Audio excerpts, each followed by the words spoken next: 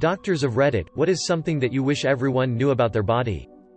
Ejaculating blood happens to most people at least once in their lives, and in 99% of cases it resolves without taking any action within a week. It doesn't even warrant a doctor visit. Peeing blood, for both sexes, is a serious medical emergency and you should immediately go to the ER. People think it's the other way around. If you could keep track of the assorted parts you've had removed or added, that'd be very helpful.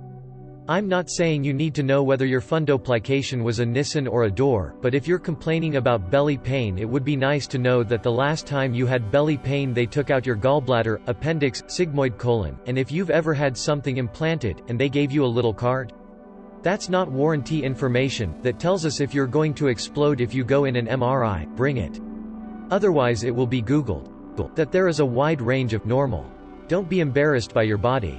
Having said that, if you are concerned about anything, ask your doctor.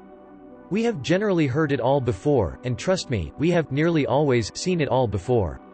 Maybe you have something that has been bothering you for ages, but you were too scared or embarrassed to ask about it. Just ask. It might be nothing, and you have been stressing about it for no reason. And if not, then you are at least one step closer to getting it fixed. No one can help if they don't know. There are no stupid questions, so ask away. I'm always amazed when I have been asked about something that has been bothering a patient for years and years, but they were too embarrassed, scared to bring it up. Most of the time, it is nothing, a completely normal body function feature. Other times, it is something that should have been discussed right away. You know your body best. So speak up. Don't wait for the doctor to ask the right question. Some people seem to think that if you act healthy for a bit, it'll make up for being a wreck. There are so many things wrong with this. Just one example, antioxidants are like gas for your car. You can store up a certain amount of vitamins, but your tank can only hold so much. If you binge and overfill your tank, it doesn't do anything, you excrete it out as waste, and you can't expect to go the next several months without gas just because you tried to overload it before. You're going to still need to get gas. Same goes for your fruits and veggies. Had someone tell me he went vegetarian for a few weeks, which meant he was done for the year. He was dead serious. Had a patient at risk for heart failure try to insist that if she stayed away from salt entirely for X days, weeks, she should be able to have her fill of McDonald's fries and ramen. Had a smoker argue that if he stopped for some time, he should be able to smoke freely for a while. With some digging, stopping turned out to mean a couple less cigarettes a day. I think there are a lot of obvious ones, like how lifestyle choices in your 20s impact your health and quality of life in your 40s. It would help if more patients knew their family history, though not everyone has this opportunity. Unfortunately, prevention is becoming more and more important in medicine, and treating a disease in its early stages is a lot better than catching it late. If you have family members who had ovarian or colon cancer in their 30s, that is very significant for your own risk. The screening and tests we run might change, depending. If you want to start the pill, it's important to know about breast cancer, DVTs, clotting disorders in the family. If you're a bit overweight and have no metabolic syndrome problems in the family, compared to a bit overweight but both your parents have type 2 diabetes and cardiovascular disease, the management priorities change. Asking your family about any recurring diseases or diseases that occurred early 20s, 30s, maybe 40s can be helpful. There are certain common conditions that are underdiagnosed but easily fixed. Even if you have non-specific symptoms, it doesn't hurt to tell your doctor during the next visit. About 5% of us adults have an iron deficiency. https://journals.plos.org/plozone/article #it equals 10.1371/journal.pon.0166635 which can cause loss of concentration and fatigue, and a huge amount are vitamin D deficient. https://www.ncbi.nlm.nih.gov/pmc/articles/pmc6075634/. When I am able to complete a systems review, ask screening questions about every different body system. I end up discovering a lot of irritable bowel syndrome, hypothyroidism, insomnia, joint pain, headaches, etc. that impact quality of life, but people don't bring it up because they don't want to be a bother, or think the symptoms are too vague. It's not a bother, and often, but not always, these conditions have simple treatments which can really improve how you feel. My phone is acting up, so if this has already been posted I apologize, but women, please do not use soap or douching products inside your meow. It has a delicate pH balance and this is how you get yeast infections. Wash your labia, but do not clean internally. The meow is self-cleaning just like your eyeballs. Do you wash your eyeballs? No. Do you wash your face? Yes. Don't do DIY surgery or hold off on reporting things that are obvious warning signs. Don't be the guy who tried to remove his skin cancer with a knife. Type 2 diabetes is more serious than most people realize. I work as a doctor in hemodialysis and most of them are due to diabetic nephropathy. It also affects your eyes, nerves, immune system, etc. Simple life changes can help you, but no one seems to care. I even lost 9 kilograms myself because I had a family history of diabetes and to be healthy. Edit. Wow, thanks for the silver stranger. I didn't expect this comment to be big, but please take care of yourselves people, because it is really sad for us doctors to see people get ill because of a preventable illness. Also, there are lots of good subreddits for people trying to make a lifestyle change. You and your body deserve better. Edit 2. Changed diabetes to type 2 diabetes for clarification. Changed easy to simple. You need some kind of exercise. Doesn't matter how you feel right now, sitting for 12 to 16 hours a day will have negative consequences. How to check for skin cancer. If you see any moles or anything that are a, asymmetrical, b, border, odd borders, like they're jagged or something, c, color, different colors, d, diameter, grows, e, evolve, well, evolves, go get it checked out. It might be skin cancer.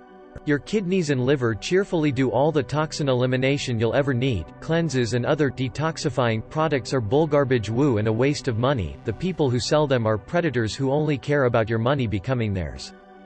Tell us what drugs and alcohol you're on. We aren't gonna tell the cops, we aren't gonna lecture you, but it might change the anesthesia I give you. Some stuff I give you might kill you. If you drink a 30-pack a day, tell me.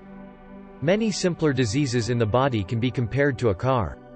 When you don't get regular checkups and take regular care, it's not like you'll notice something bad happening right away, just like how you won't notice a missed oil change a couple thousand miles later. But diseases like diabetes, high blood pressure, alcohol dependence, etc., they all sneak up on you, just like how eventually, that engine won't run as smooth. The second thing is that your body isn't like a TV remote, where you pop out the old batteries and put in some new ones. You can't expect to come into a hospital and walk out feeling 100%. People have some unrealistic expectations of what doctors can do, and there is research which demonstrates how TV shows provide the public with these false beliefs. https://socko.bmj.com/content/3/1/E000137 I'm a Grey's fan also, but it's not real medicine. The first line treatment for most of our common diseases is, wait for it, lifestyle modification. It's not drugs. It's not surgery. 50% of newly diagnosed type 2 diabetics do not require anything more than diet and exercise. Cessation of smoking is the second best thing you can do for your health, and every little amount you decrease smoking has a profound impact. Again, you won't see it now, but you'll see it down the road, like the oil change. And if you do need meds, like how most will eventually need meds for their blood pressure, don't play around with it. Take it every day. Hypertension is called the silent killer. You can't really feel your blood pressure, but it's slowly damaging every artery and every organ in your body, and that comes down to the last point. Exercising is the key to a better life. If you put in the work, there is no upper limit. That's not an exaggeration, but the findings of a landmark paper that made news everywhere last October: not exercising is worse than smoking, diabetes, or coronary artery disease. https://jamanetwork.com/journals/full article/2707428 It is the single best thing you can do for a healthier life. Your health is a shared responsibility, and we're here to help. This may not be the flashiest Reddit comment, but this one may actually save your life. Edit. So I'm getting a lot of great questions on what are good exercises and how long should you be exercising. This is probably the single most asked question I get from my parents' friends and random strangers. Unfortunately, it's a bit complicated. I could go on quoting tons of papers from a variety of sources, but that would be difficulty to parse though. An exercise regimen should ideally be set by a medical professional specifically for you. It may vary based on your age, occupation, underlying health conditions, fitness goals, etc. I couldn't give a 60-year-old with COPD the same instructions as a 25-year-old. I don't want to say something in a Reddit comment that would end up hurting you or your loved one, so I won't go into specifics. The generic advice we give to our older patients is to walk at a brisk pace, enough for a mild sweat. There is some evidence to show that even normal walking can significantly help improve your cardiac health. I'm only focusing on cardiovascular health here, and there are other things to consider with exercise. I don't want to sound annoying, but I really feel it's best you talk to your doctor about what else you can do to improve your health. We'd be glad to walk you through a plan made specifically for you. Also, regarding number of steps per day.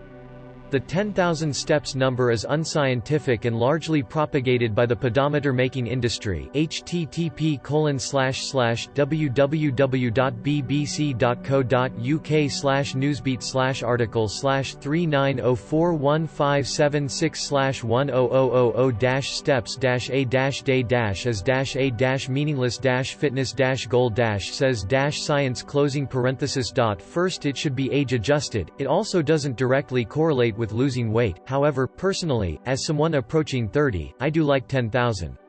It's a nice clean number and I can make a game out of it for myself. It is important to note that this is not for everyone.